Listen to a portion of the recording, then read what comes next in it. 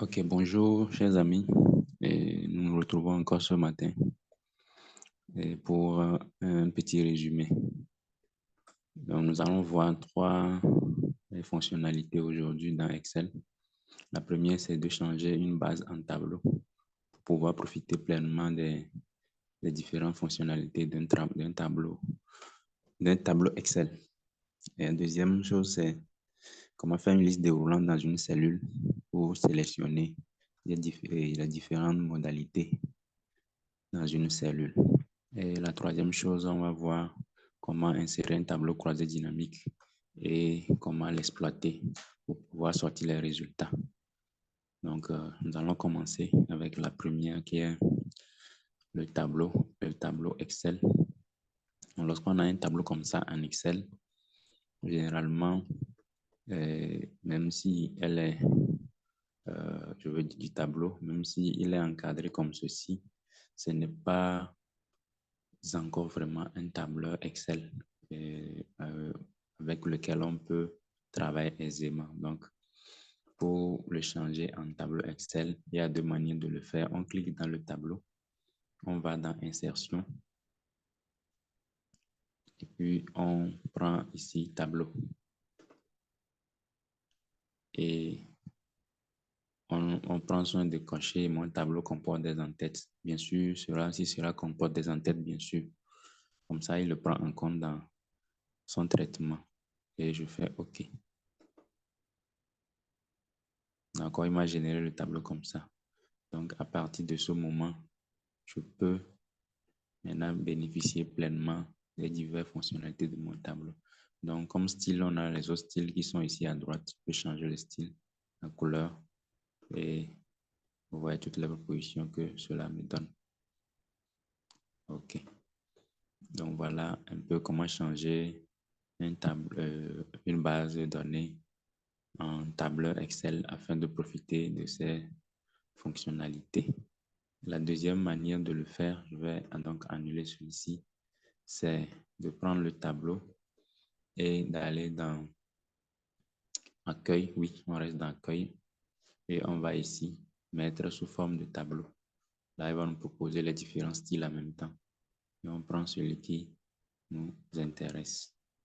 Donc, il demande la même chose. Je coche et je fais OK. Donc, à partir de ce moment, j'ai mon tableau qui est en Excel comme ça que je peux exploiter. Maintenant, quelle est l'importance ou bien quelle est la particularité de ce tableau? C'est que lorsque je vais ajouter des données, par exemple, j'ajoute une première donnée en même temps. Il me crée la ligne et il l'intègre au tableau. Vous allez voir que dans le cas inférieur ici, il y a un petit crochet, un petit truc en équerre là, qui est en bas. C'est ça qui délimite la base de mon tableau. Ça permet d'étendre mon tableau jusque là où je veux. Vous voyez. Mais on n'a pas besoin, peut-être pour insérer une donnée, souvent dans nos tableaux classiques, on dit d'insérer pour ne pas aller en bas. Mais ici, il suffit de commencer par saisir, pour saisir la donnée et puis le tableau le prend en compte. Que ce soit à la fin, dans une nouvelle colonne, je saisis une donnée.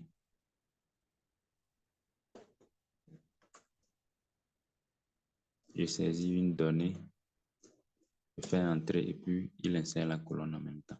Donc voilà un peu comment insérer, comment transformer une base en tableur Excel afin de mieux profiter des avantages d'un tableau. Et l'avantage ici aussi, par exemple, lorsque j'insère une formule, je fais l'âge divisé par 45, peut-être c'est une formule. Lorsque je le fais dans une cellule, en même temps, il va l'incrémenter jusqu'en bas. Donc, c'est ça aussi un des avantages du tableur Excel. OK, maintenant nous allons passer à la deuxième fonctionnalité du jour, qui est la création d'une liste déroulante dans une cellule. Et là, nous passons, parce que nous avons peut-être une fiche de données, peut-être en version papier que nous voulons saisir rapidement dans Excel. Nous avons une base de données. Nous pouvons limiter rapidement les champs afin de ne pas saisir de données en dehors de ce que nous voulons saisir. Donc, Lorsque je vais insérer le déroulant, je clique sur la cellule, comme ceci, pardon, et je vais dans Données, dans l'onglet Données ici, haut. Et là où il y a le groupe de boutons Outils de données, je prends ce bouton-là, qui est Validation des données, et je prends le premier. Et j'ai le menu là qui me dit d'autoriser tout. Donc actuellement, la cellule autorise qu'on saisisse tout. Mais moi, je vais limiter ça. Vous allez voir dans la liste qu'il y a, je peux le limiter à un nombre entier, je peux limiter à un nombre décimal, je peux limiter que ça prenne seulement des dates. Donc, lorsque je prends une des options ici, lorsque un autre type de données est saisi, il va refuser. Je peux même limiter la longueur du test et le personnaliser aussi, comme je veux. Donc, ce que nous voulons faire aujourd'hui, c'est de faire une liste à laquelle on va sélectionner les options. Donc, on prend liste. Et maintenant, la source de la liste, ça peut être déjà une base qui est quelque part où les informations sont stockées dedans. Mais aujourd'hui, nous allons le faire manuellement. Nous prenons ici, nous allons saisir, comme c'est le sexe. Donc, nous pouvons saisir masculin. Et on sépare les options par un point virgule. Et féminin. Et puis, je fais OK. Donc, à partir de là, quand je vais aller dans la cellule, il va me montrer maintenant la flèche de sélection qui est ici. Et je peux sélectionner. Donc, maintenant, je peux l'incrémenter jusqu'en bas en tirant comme ça. Et maintenant, dans toutes les cellules, j'ai la possibilité de choisir les options que je veux. Donc, la même chose pour le niveau d'instruction. Par exemple, je fais toujours clic. Je vais sur le bouton validation des données. Et je prends liste. Je prends liste. Peut-être pour montrer la deuxième manière de le faire, je vais peut-être prendre ça dans la base ici. Vous voyez qu'il y a une base ici. Je peux venir prendre ça. Donc ici, je fais clic droit. Je fais clic dans la cellule. Je vais dans les options. Je choisis la liste comme on l'a fait précédemment. Et maintenant ici, je vais aller chercher. Je clique dans le champ de source. Je vais maintenant dans le tableau ici. Je vais aller prendre ma source ici. Là, c'est ma source. Non, ce n'est pas lui que je veux, pardon. C'est celui-ci plutôt, niveau d'instruction. Ici, ce n'est pas ordonné ici, hein, mais je suppose que c'est les trois premiers là. Je le prends comme ça, en supposant que j'avais une base comme ça quelque part. Donc, je fais OK. On va aller voir que les trois que j'ai choisis là, ce sont ceux qui viennent dans la liste. Vous voyez un peu. Donc, c'est comme ça la deuxième manière de faire aussi. On a déjà la liste des choix quelque part dans un tableau. Et lorsqu'on va dans le champ source, on va directement choisir la base. OK. Voilà un peu ce que nous voulons montrer par rapport à la liste déroulante.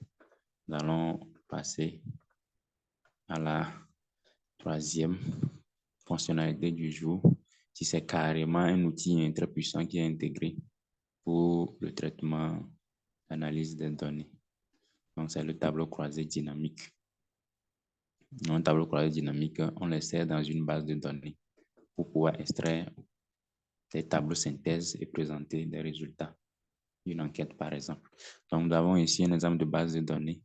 Et comment insérer un tableau croisé dynamique. On clique quelque part dans le tableau, soit on sélectionne tout le tableau. Si c'est grand, on clique quelque part dedans et on va dans Insertion. Et en même temps, ici, on a un tableau croisé dynamique. Lui-même, il peut nous faire des recommandations de tableau croisé dynamique, mais nous, on prend le basique, tableau croisé dynamique. On clique seulement une fois. Il ouvre ce champ où il a déjà paramétré des choses par défaut. Vous voyez que la source de données, il a sélectionné notre base lui-même, il a reconnu automatiquement tout le tableau, du début jusqu'à la fin. Mais je nous signale que lorsqu'il y a des lignes vides entre les tableaux, il peut ne pas tout sélectionner. C'est pourquoi des fois, on recommande de sélectionner d'abord le tableau avant d'aller faire l'insertion. Donc, déjà, si nous avons une grande base, nous devons tout faire pour qu'il n'y ait pas de lignes vides. Il ne va pas y avoir toute une ligne entière vide ou toute une colonne entière vide. Si c'est une colonne, au moins l'entête de colonne doit comporter une information. Et donc là, je fais OK, parce qu'il me propose d'ouvrir une nouvelle feuille. Donc c'est bon. Je fais OK. Et là, vous allez voir qu'il a créé une nouvelle feuille ici que je peux renommer en TCD et base. TCD de ma base. Je sais que ce tableau croix dynamique est lié à ma base là. Donc ici déjà, je crois que à partir de ce moment-là, j'ai la main pour pouvoir manipuler mes données comme je veux, sans aller à toucher à ma base. Donc il est lié à la base. Donc vous allez voir que les entêtes de colonne, qui sont en quelque sorte mes questions, les questions de mon formulaire, sont tous donc ici. Et donc je peux maintenant les utiliser pour pouvoir, comment dire, sortir les données comme je veux. Donc ça suppose aussi que déjà j'ai un plan d'analyse des données, c'est-à-dire les différents tableaux possibles que je voudrais sortir. Je dois avoir ça sur la main. Ce n'est pas ici maintenant que je vais réfléchir. Est-ce que je mets le sexe en colonne? Est-ce que je mets l'âge en ligne? Bon, si c'est un exercice, on peut le faire, mais lorsqu'on a déjà un tableau bien conçu par rapport aux données que je veux sortir, donc c'est à la base de ce tableau-là que je sors mes données. Donc, supposons que je voudrais un résultat qui me donne, par exemple, le sexe en colonne. Donc, j'ai le sexe en haut, féminin, masculin. Et maintenant, en ligne, j'ai peut-être les niveaux d'instruction. Ici, nous avons 4 champs. Nous avons le premier champ qui est le champ filtre pour pouvoir filtrer les données en fonction des différentes questions que j'ai ici, les modalités des différentes questions. Nous avons le champ colonne, le champ ligne et les valeurs qui sont les données que nous allons avoir.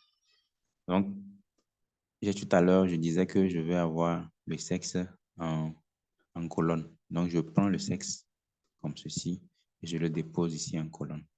Donc, déjà, il m'a déjà commencé par créer le tableau. Il a mis féminin, masculin et le général.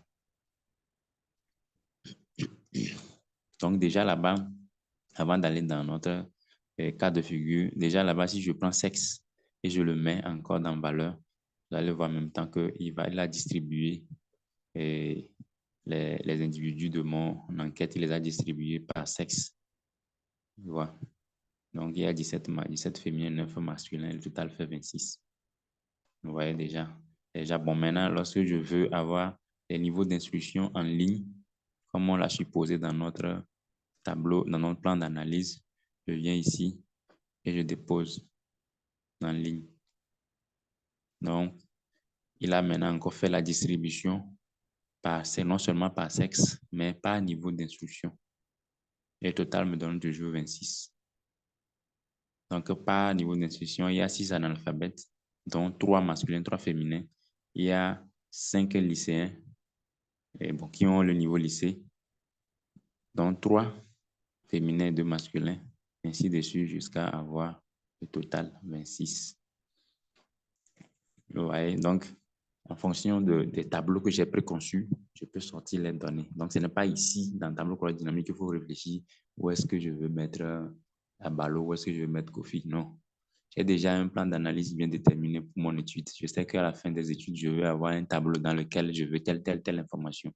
C'est à la base de ces tableaux-là que moi, je viens ici pour maintenant présenter mes données. Donc, ça, c'est un exemple. Je peux conserver ce tableau-là. Je peux retourner et insérer encore un autre tableau. Vous voyez un peu, je peux continuer, je peux retourner, je garde ça là. Je peux retourner, j'ajoute encore, je fais OK. Et j'ai un autre tableau encore que je peux appeler TCD2.